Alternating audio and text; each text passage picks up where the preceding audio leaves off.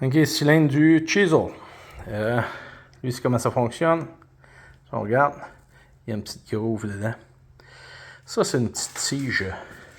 Quand on le démonte, là. Ça, c'était là. Puis, la petite groove ici, là, il y a un pointeau. Ça va là-dedans. Fait que cette groove-là est à ce niveau-là. Puis ça, c'est une petite tige ici qu'on accroche dedans. Puis en tournant avec une chapitre ici, là, on voit,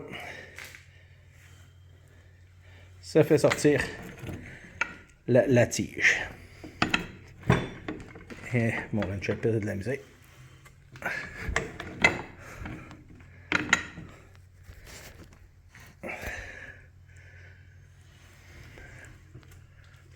On fait juste tourner jusqu'à temps que ça s'est tout sorti. Là, si on regarde, là, il y a plein de robbers qui sortent de là, c'est pas supposé. Ce cylindre-là, il coulait comme un panier parcé, fait que là, ici, on l'enlève. On voit le problème, là. C'est pas la tige, ça, c'est rien qu'une tige de retenue. Le problème était ici.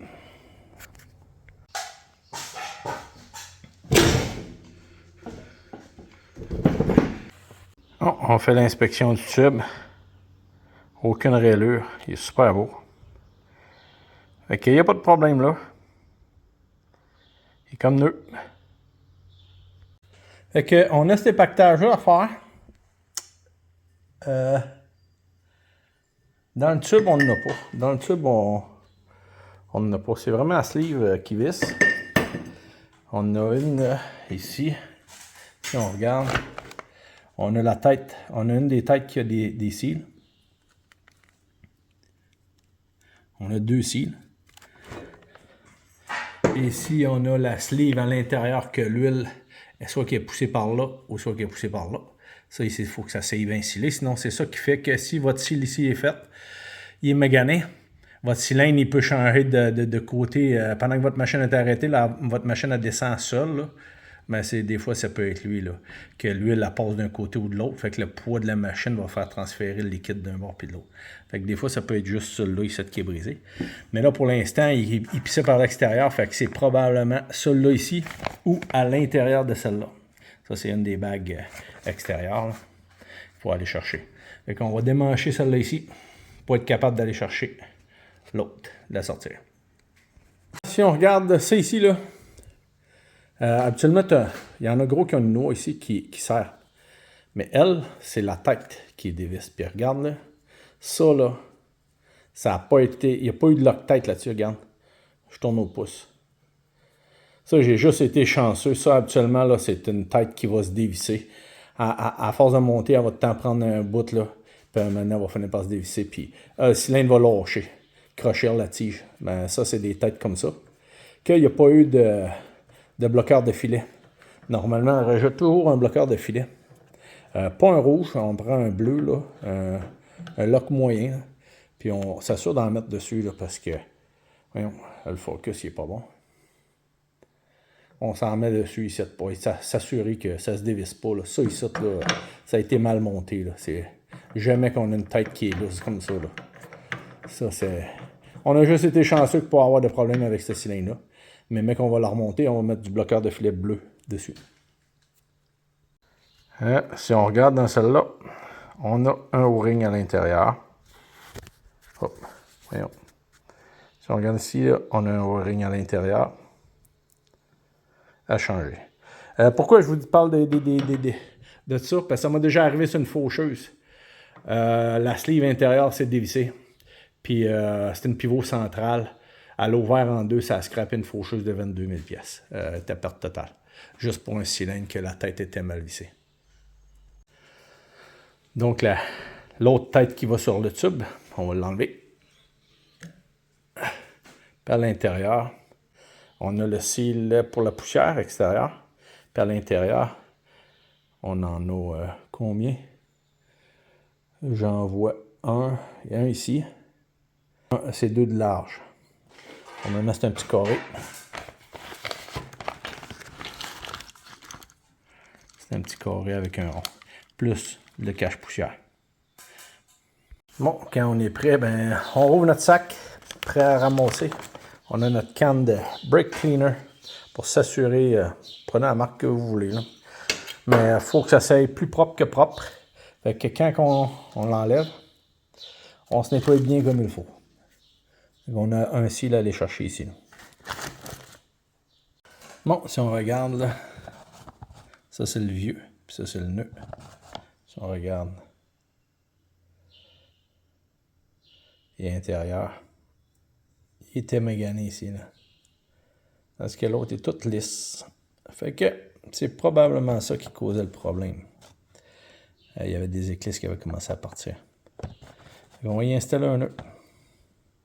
Lui ici, il a de l'air quand même bon. Ça, c'est pour la poussière. Mais si ça s'enlève pas, là, il a fallu que je l'ai brisé un peu. Mais c'est pas grave, j'ai toutes les pièces en œuvre. Et on va mettre un nœud ici, cache-poussière. Ça, c'est pour empêcher que la poussière rentre et elle détériore les O-rings dedans. Ça sert juste à ça. Puis lui ici, ben, on va le mettre en nœud. Bon, les deux, le pactage de poussière, ça est fait, l'intérieur est fait, fait qu'on va faire lui ici. On tient, faut juste se souvenir, on a un petit carré ici, plus on a lui ici. Faut juste se souvenir de l'ordre. Ouais, ça sera pas pire. On enlève un. Puis on enlève l'autre.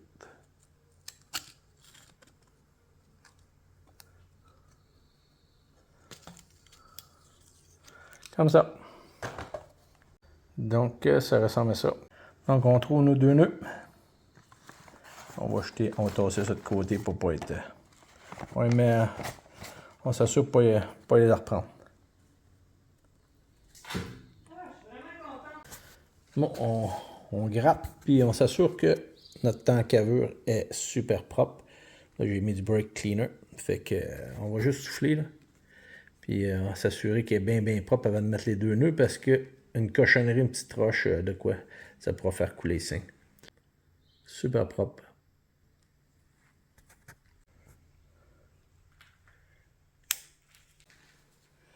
On utilise le dos du crochet pour l'appuyer en bas. Pour pas piquer notre scie. On va faire l'autre.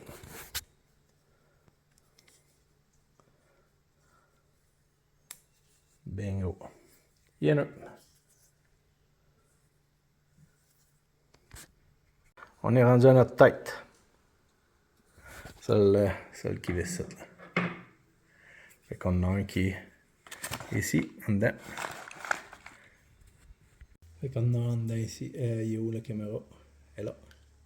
On pogne ici.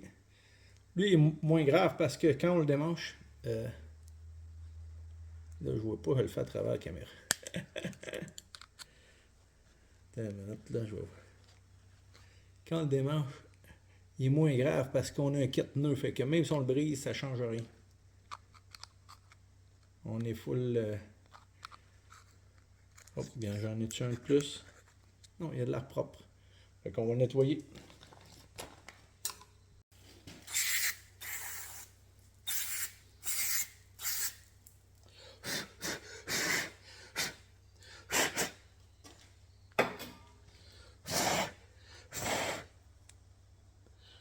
Faut que ça soit propre, comme s'il sortait du...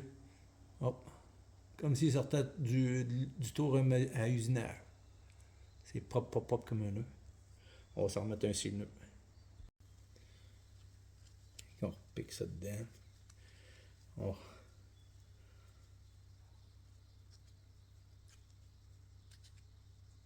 Juste s'assurer que le trou est à la bonne place.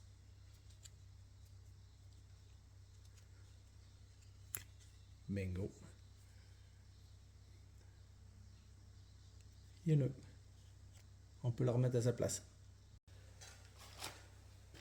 Bon, je vais la refixer tout de suite. Fait que je vais nettoyer. Ça ici, là dans la graisse. Vu qu'il n'y avait pas de bloqueur de filet.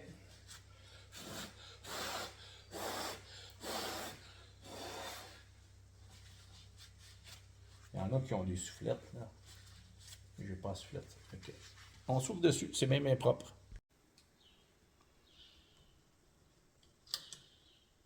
OK, fait que ça ici, là, ça se démanche la petite partie bleue en premier. On va mettre ça là. Puis après ça, on s'en rentre en arrière. Lui, il est plus épais. Hop. Il est très sale, par exemple. Puis on va l'enlever. Comme ça. Il est très sale, on va nettoyer ça.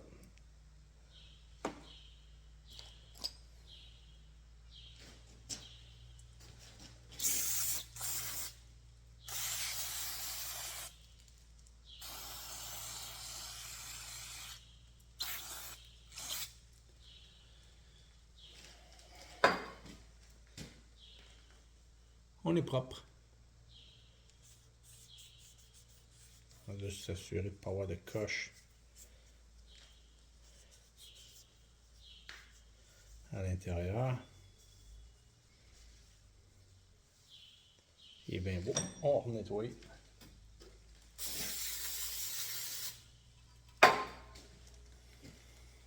On va prendre celle-là. On va le séparer. Il est propre, il est neutre. Ah. Bingo. Comme ça.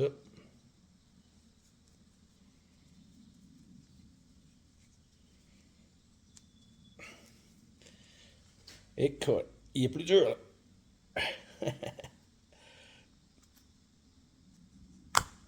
Comme ça. Il est à sa place. Oh.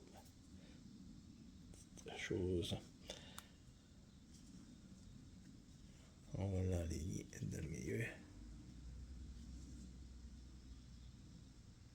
Comme ça. C'est ça qui est tout bien beau. On va mettre nos petits. C'est pas, j'ai touché, hein.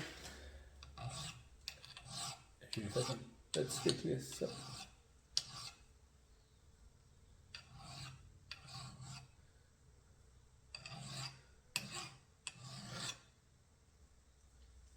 Ça, c'est pas grave, c'est celle-là ici, là. Ça, on veut pas rien ici. Celle-là aussi. C'est bon. Donc, on va réinstaller notre tube.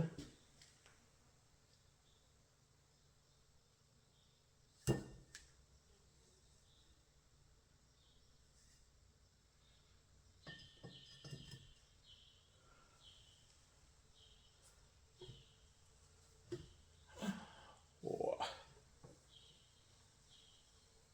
Lui, il est là. Lui, il est correct. OK.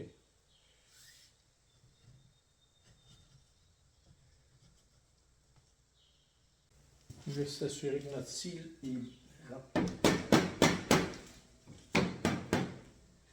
Comme il faut. Oh! Attends, je recule.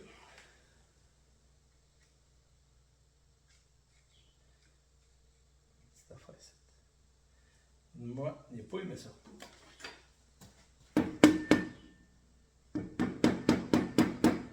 Ouais, ça marche, ça marche.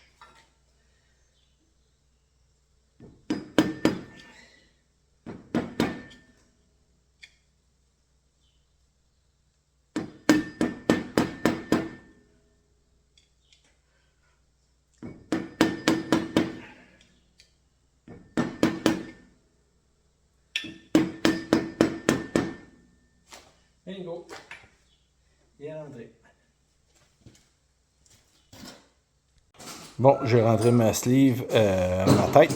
Fait que pour la rentrée, j'ai mis de la lubrifier. J'ai lubrifié tout le tube, plus la tête. Puis là, je dois mettre ça ici là-dedans. Puis avec le wrench à pipe, on va le tourner dedans.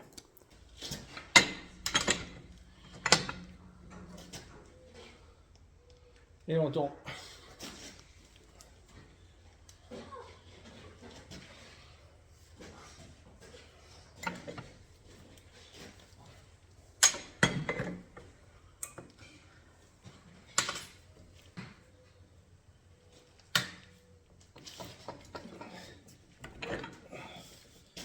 C'est bien rentré. On a une de faite. On fait l'autre tête.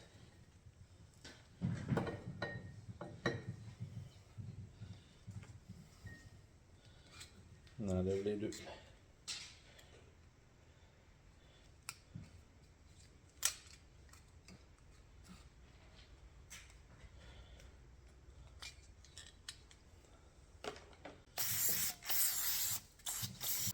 On installe nos deux O-rings.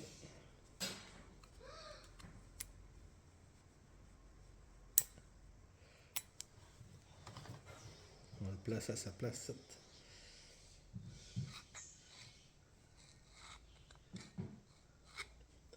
C'est pas le meilleur. Ici. J'aime mieux un rond. Puis me servir de la partie ici. Pas le pousser. Pas le piquer.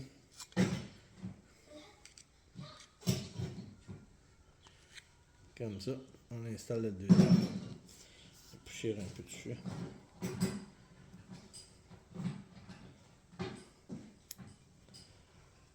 C'est prêt à être installé. Fait que comme je disais tantôt, on prend le temps de bien l'huiler ici, là, le O-ring. On met de l'huile en masse. Puis on va venir mettre de l'huile en masse là-dedans aussi. Parce qu'on ne veut pas que ça bloque. On huile toute la tête. Et l'intérieur ça.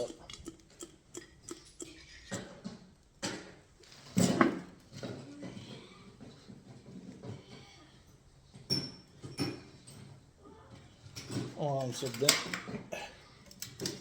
Et là, on va se trouver un trou là. Un des trous. Puis on va l'enligner avec la fente. C'est quel qu'il y avait dessus? Il n'y en a rien qu'un. Ok. C'est assez simple à faire. Lui à l'intérieur, il faut faire attention. Je vais vous montrer ça.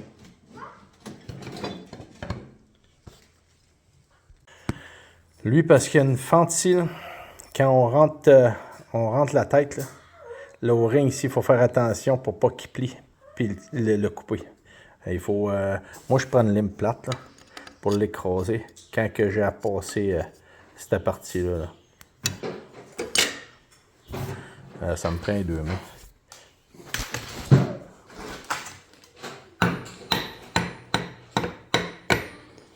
Là, il est rendu à côté, là.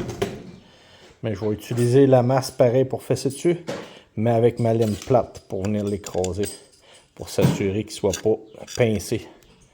Parce que juste ça peut faire que tout l'ouvrage va être à refaire.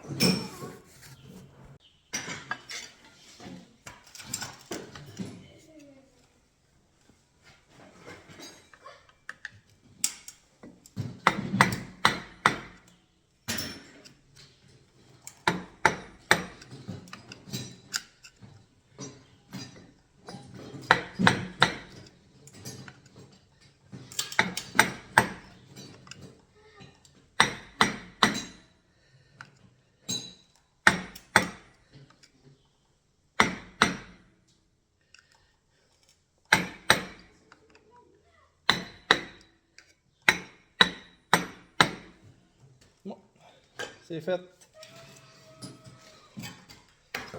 Il nous reste juste à faire comme l'autre. On embarque dedans. Ça prend la chopette.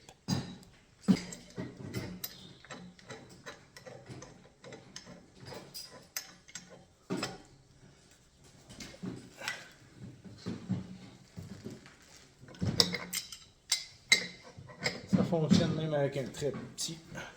C'est pas très dur.